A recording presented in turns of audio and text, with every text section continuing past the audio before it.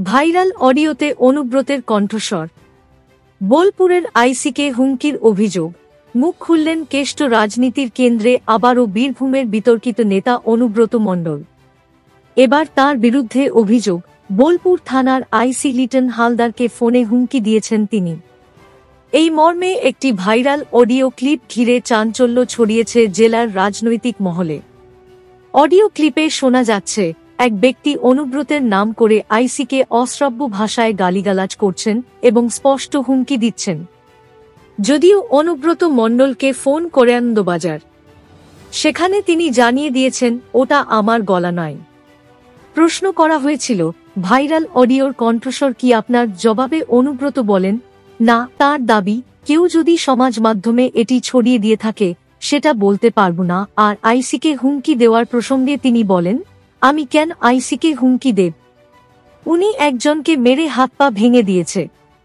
আমি ফোন করলে বলে ফোন রাখ। এরপর আর কথা না বাড়িয়ে অনুব্রত ফোন কেটে দেন। অনুব্রতের মতে, তিনি গত 2 মাস ধরে আইসি লিটন হালদারকে বদলির দাবি জানিয়ে এসপি, অ্যাডিশনাল এসপি, এমনকি ডিজি রাজীব কুমার পর্যন্তকে জানিয়েছেন, কিন্তু কোনো পরিবর্তন হয়নি। তিনি অভিযোগ করেন, আইসি এফআইআর করতে গেলেও টাকা চান। এই মন্তব্য স্পষ্টতই প্রশাসনের ওপর চাপ তৈরি করে এবং এটি দলের অস্বস্তির ইঙ্গিত দেয়।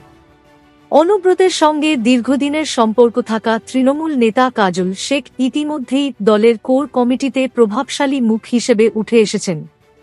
ভাইরাল অডিও নিয়ে অনেকেই বলছেন, আইসি কাজলের লোক। কাজল শেখ যদিও এই বিষয়ে মুখ খুলতে চাননি।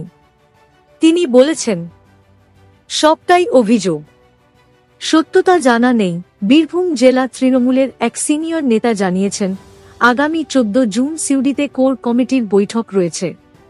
এর মধ্যে এই ঘটনা যদি না মেটে, বৈঠকে বিষয়টি তোলা হতে পারে।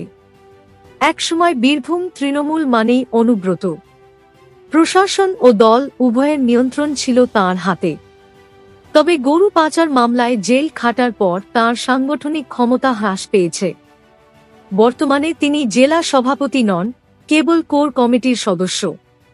এই অডিওকাণ্ড এবং প্রশাসনের সঙ্গে প্রকাশ্য সংঘাতে প্রশ্ন উঠছে, অনুব্রতের প্রভাব কি শেষের পথে?